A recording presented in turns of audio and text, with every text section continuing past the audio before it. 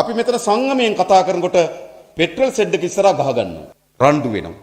අපි මේ විදිහට සංගමයෙන් කරුණු තෝරා බේරාගෙන සාකච්ඡා කරනකොට කිරිපිටි කඩේ ඉස්සරහා පොලිමත් තියෙනවා. අපි මේ විදිහට සංගමයෙන් කරුණු කාරණා සාකච්ඡා කරනකොට ගොවි ජනතාව Tamanට පොහොර ටික නැතුව පාරට බැහැලා කෑ ගහනවා. අපි මේ විදිහට සංගමයෙන් යම් කරුණු කාරණා පිළිබඳ සාකච්ඡා කරමින් ඉන්නකොට නේද? පැය දෙක තුන ලයිට් කපනවා. ව්‍යාපාරේ වැහෙන්න යනවා. ව්‍යාපාර අඳෝනාවක් තිබෙනවා. ඒ නිසා අපි ක්‍රමවත්ව වැඩ පිළිවෙල හදා යනකොට ඊටත් වඩා වේගයෙන් සමාජීය අවුල් ජාලාව බවට පත් වෙන්න පටන් අරගෙන තිබෙනවා. මා හිතනවා නිදහස් ශ්‍රී ලංකාවේ මුහුණ දී තිබෙන ගැඹුරතම ආර්ථික කඩාවැටීමට අපි අද මුහුණ දෙනවා. සාමාන්‍ය ආර්ථික ප්‍රශ්න අපිට තිබුණ සාමාන්‍යයෙන් ගත්තොත් දෙහි හිග කාලෙට දෙහි මිල ඉහළ යනවා.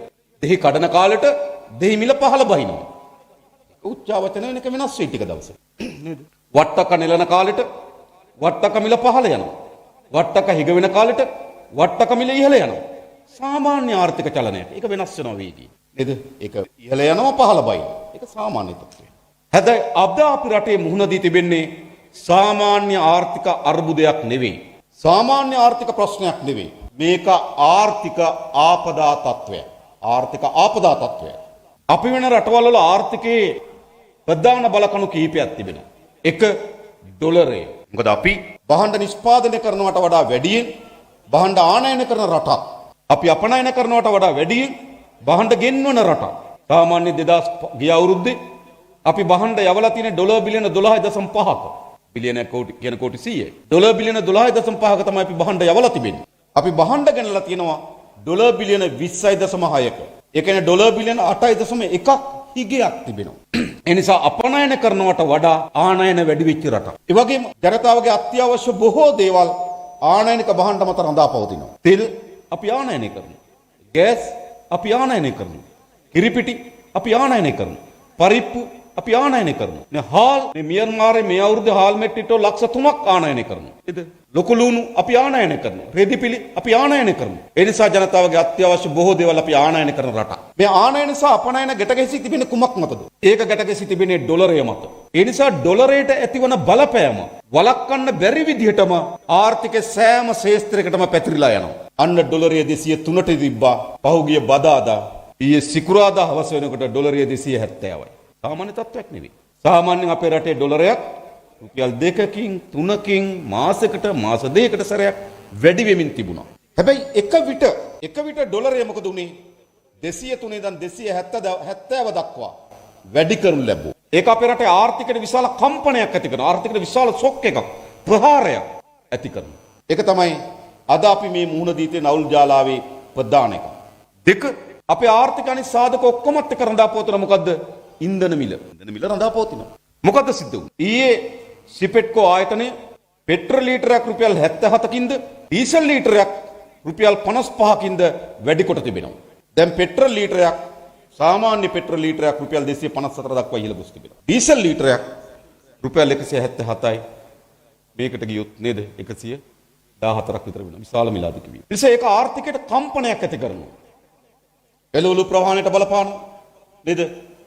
ඊට පස්සේ මොකද වෙන්නේ? සාමාන්‍ය භාණ්ඩ ප්‍රවාහණයට බලපානවා. සෑම ශේෂ්ත්‍රයකටම මේ ඉන්ධන මිල ඉහළ යාමේ බලපෑමක් ඇති කරනවා. ඒ නිසා මේ සතිය ඇතුළත අපේ ආර්ථික දේහේ ප්‍රධාන කරුණු දෙකකට බරපතල ප්‍රහාරයක් ඇති කරනු ලැබුවා. ඒ ප්‍රහාරය තමයි ඩොලරය රුපියල් 270 දක්වා ඉහළ යාමත්, තෙල් මිල අධික ලෙස ඉහළ යාමත්. ඒක විශ්ව මොකද සිදු වී තිබෙන්නේ? ආර්ථිකයේ අනෙක් සෑම ශේෂ්ත්‍රයකටම මෙහි බලපෑම ඇති කරා. දැන් කිරිපිටි සමාගම් කියනවා කිරිපිටි කිලෝග්‍රෑම් මේක මිල රුපියල් 300කින් 400කින් ආසන්න ප්‍රමාණයකින් මිල ඉහළ දැමීමට සිදු වෙන බව. සාමාන්‍ය කිරිපිටි කිලෝ එකක්ම කාලයක් තිබුණ රුපියල් 400. දැන් කිරිපිටි කිලෝ එකක්ම වැඩි කරන්න කියනවා 400කින්. ඒක විශේෂ තත්ත්වයක්. ඒ වගේම පාන් ගෙඩියක් රුපියල් 2-3කින් වැඩි වුණා. හැබැයි බේකරි හිමියන් කියන පාන් ගෙඩියක් රුපියල් 30ක් 40කින් වැඩි කරන්න වෙයි කියනවා. සාමාන්‍යයෙන් නේද? පාන් ගෙඩියක්ම මීට අවුරුදු 3-4කට කලින් තිබෙ රුපියල් 30ට 40ට අද පාන් ගෙඩියක් වැඩි කරන්න යෝජනා කරන තියෙනවා පාන් ගෙඩියකින්. ඒක විශේෂ තත්ත්වයක්. සාමාන්‍ය භාණ්ඩ මිල ඉහළ යාමක් නෙවෙයි විශේෂ භාණ්ඩ මිල ඉහළ යාමක්.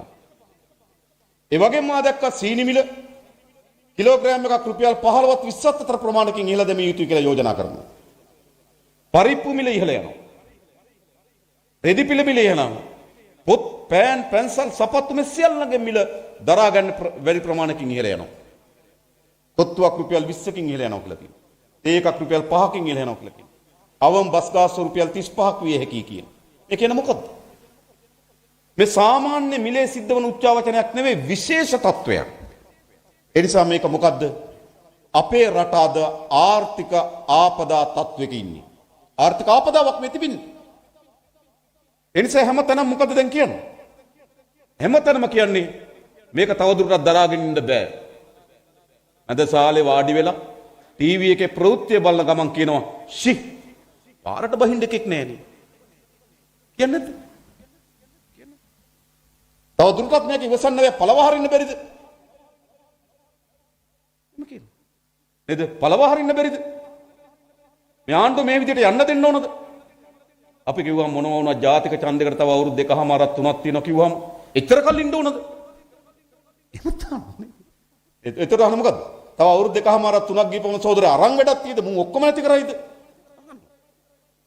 ඒ නිසා ජනතාවගේ මේ ආර්ථිකයට ඇති වී තිබෙන කම්පණය ජනතාවගේ ජන ජීවිත පොඩි පට්ටම් කරගෙන ඉස්සරහට ගලමින් තිබෙන්නේ. මේක කොතනකින් කොහොම කෙලවර වේද කියලා කවුරුවත් දන්නේ නැහැ. කොතනකින් කොහොම කෙලවර වේද? අපි බලන් ඉන්නේ මේ දින දෙක තුන ඇතුළත ඩොලරයට මොකද්ද වෙන්නේ කියලා. මේ දෙක තුන ඇතුළත මේක පාලනය කරගන්න බැරි වුණොත් ආයෙ පාලනය කරගන්න බෑ. අපේ සුනිල් සෙනි සහෝදරයා කිව්වා පාන් ගෙඩියක් ගේන්න විල්බැරෝකින් සල්ලි අරන් යන්න වෙයි කියලා. ලෝකේ එහෙම තත්ත්වයක් ඇති වුණා. සිම්බාබ්වේ එක ඇති වුණා. තව බොහෝ රාජ්‍යයන් ගණනාවක එක ඇති වුණා. ලෙබනනේ වැනි රටවල් වල බලාගාර වැහුණා. බැංකු වැහුණා. ආහාර හිගයක් ඇති වුණා. සමහර රටවල් හමුදාවට විතරක් ආහාර එව්වා. මේ විදිහේ රාජ්‍යයන් කඩාවැච්ච ඉතිහාසයක් අපිට තිබෙනවා.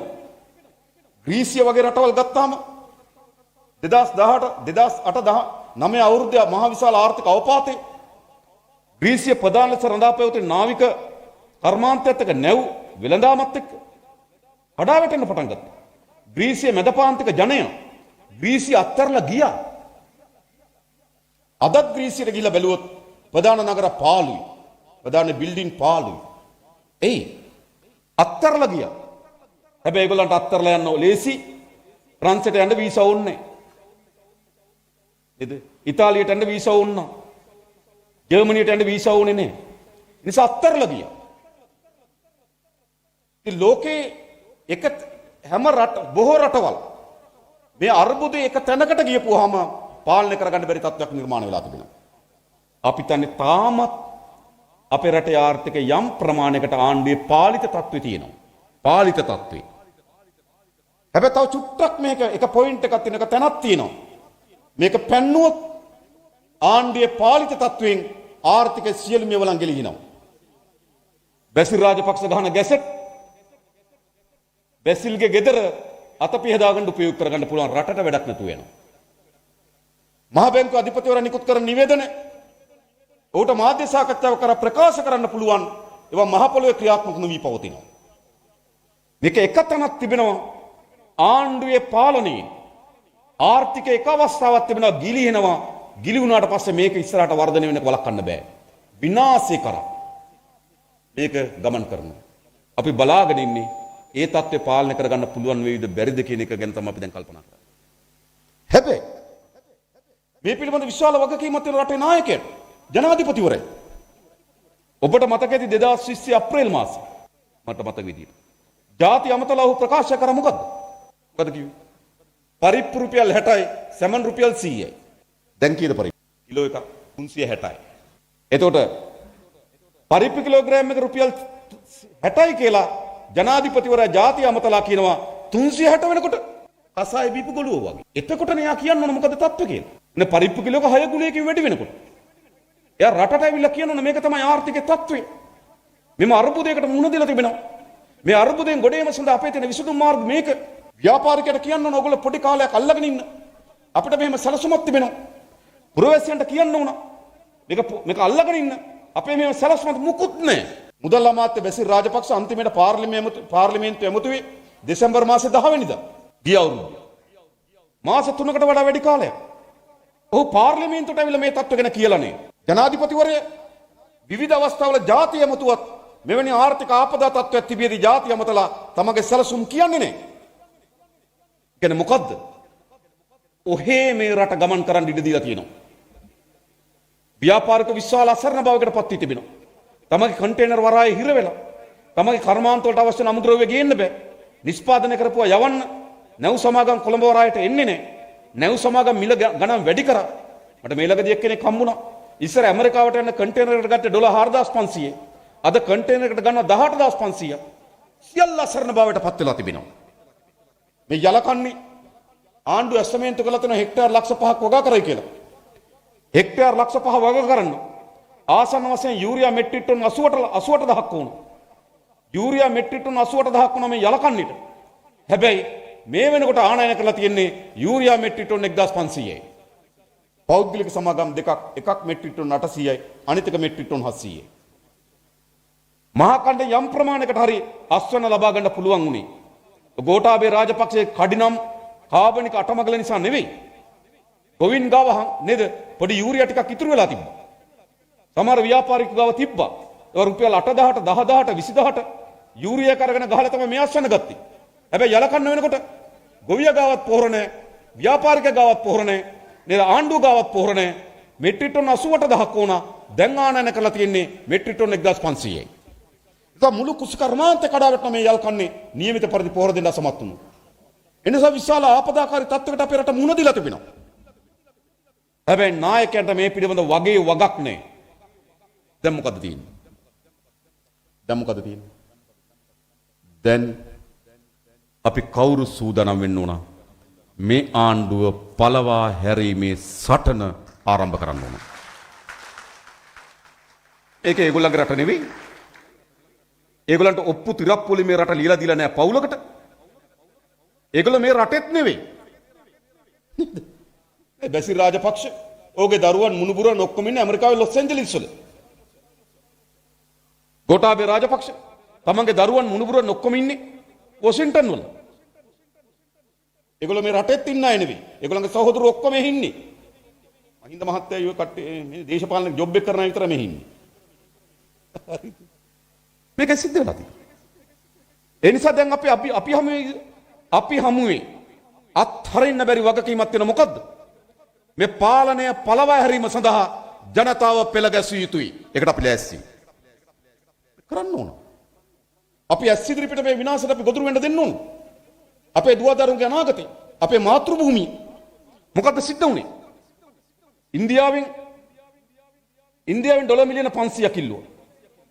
දැන් ඩොලර් මිලියන 1000ක් ඉල්ලලා තියෙනවා බෙහෙත් සහ ඒ කියන්නේ ඖෂධ සහ මේ පිටි පරිප්පු ලුණු ගේන්න. ඉන්දියාවෙන් ඩොලර් මිලියන 1000ක් ඉල්ලලා තියෙනවා. දෙපාරක් ගියක් ගැන සාකච්ඡා කරන්න දෙපාරක් ලෑස්ති වුණා. පළවෙනි පාර බැසිල් රාජපක්ෂ ගුජරාට් වලට යන්න හිටියා. මෝදි එනවා ගුජරාට් වලට. මෝදිත් එක්ක ගුජරාට් වලින් සාකච්ඡා කරන්න. මොකද කරේ? එන්න එපා කිව්වා. ඊළඟ මීට සති දෙක තුනකට කලින් එයා ලෑස්ති වෙලා හිටියා දිල්ලි වලට යන්න. හැබැයි දිල්ලි වලට යන්න ගුවන් ටිකට් අරගෙන මාධ්‍ය නිවේදනයක් දාලා තිබ්බා බැසිල් රාජපක්ෂ එන නේද ඊළඟ සතියේ ඉන්දියාවට කියලා. හැබැයි එන්න එපා කිව්වා. එන්න එපා කියලා මොකද කිව්වේ? ඒගොල්ලෝ කිව්වා සම්පූර්ණ කරගෙන එන්න ඕන වැඩ ටිකක් දුන්නා. දැන් එකින් එක ඉටු කරනවා. පෙරේදා ගිවිසුමක් අත්සන් කරා. සම්පූර්ණ වල සෝලා පව බලාගාරයක් සඳහා අක්කර දහස් ගණනක් ඉන්දියානු අදානි සමාගම දෙන ගිවිසුම අත්සන් කරා පෙරේදා. දැන් කියන්නේ මොකද්ද? 1000 දෙන්නම් මේවා අපිට දීලා හිටපන්. අත්සන් කරා. ඊට කලින් මිලියන 500 ගන්න කලින් ඉන්දියාවට තෙල් ටැංකි සංකීර්ණ අත්සන් කරලා දුන්නා. අපි කියන සෝලා පව සඳහා සමාගමට දෙන එක අපි විරුද්ධ නැහැ. හැබැයි මොකද්ද කරන්න ඕන? ටෙන්ඩර් කැඳවලා වාසි සහගත මිලකට අපි දෙන්න ඕන අපිට විදුලිය ඕන. හැබැයි කිසිදු ටෙන්ඩර් කැඳවීමකින් තොරව අදානි සමාගමට සම්පූර්ණව දුන්නා සෝලා පව බලාගාරයක් ඇති කරන්න. ඊළඟ ඒ වගේම මන්නාරමේ දැන් ඉඩම් ආකාර දහස් ගණනක් දෙන්න යනවා. මේක දැන් සිද්ධ කරමින් තිබෙනවා. ඒ නිසා හරි පැහැදිලි මොකද්ද මේ කරමින් තිබෙන්නේ. අපේ රටේ ජාතික සම්පත් ඉඩම් එච්චර ඉතුරු වෙලා තියෙන්නේ. නේද? ඇඹිලිපිටියේ කඩදාසි කම්මල මම දැක්ක දැන් ආයේ ඕක ඉතිහාසයක් තියෙනව නේද? අපි හැදුවා, දිව්වා, වැහුවා, වික්කා, ආයෙ වික්කා, බැංකුවට උගස්සුනා, ඉඩම් නැති වුණා, ෆැක්ටරිය ගැලෙව්වා, ආයෙ හැදුවා, දැන් ආයෙ ගිවිසුමක් ගාලා. මොනව කරන්නද දන්නේ නැහැ. හරිද? ඒ රටේ සියලු ජාතික සම්පත් විකුණමින් බලාගාරය, කෙරවල පිටියේ බලාගාරය ඒක විකුණන කාටද? ඇමරිකන් සමාගම නිව් ෆෝර්ට්‍රස්ලට. මේ පැත්තෙන් චීනට පෝර්ට් සිටි එක දෙනවා. රටේ සියලු ජාතික සම්පත් අද අපේ රටේ විකුණමින් තිබෙනවා. මෙන්න මේ වගේ වෙලාවක රටේ ජනතාව තව දුරටත් නිහඬව සිටිය යුතු වෙලාවක් කියලා අපි කල්පනා කරන්නේ නැහැ. තව දුරටත් නිහඬ වෙන්න බෑ මේකට. එළියට එන්න ඕන. අපි ලෑස්ති වගකීම සහ නායකත්වය දෙන්න. මේ ආණ්ඩුව පළවා හැරීම සඳහා සටන ජාතික ජනබලවේගයේ දියත් කරන්න සූදානම් බව අපි ඔබට කියනවා.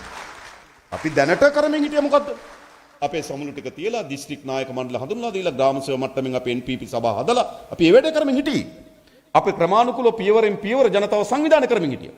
හැබැයි අර්බුදේ එළියේ මෝර පැන නගිනවා. ගිනි අවුලමින් පැන නගිනවා.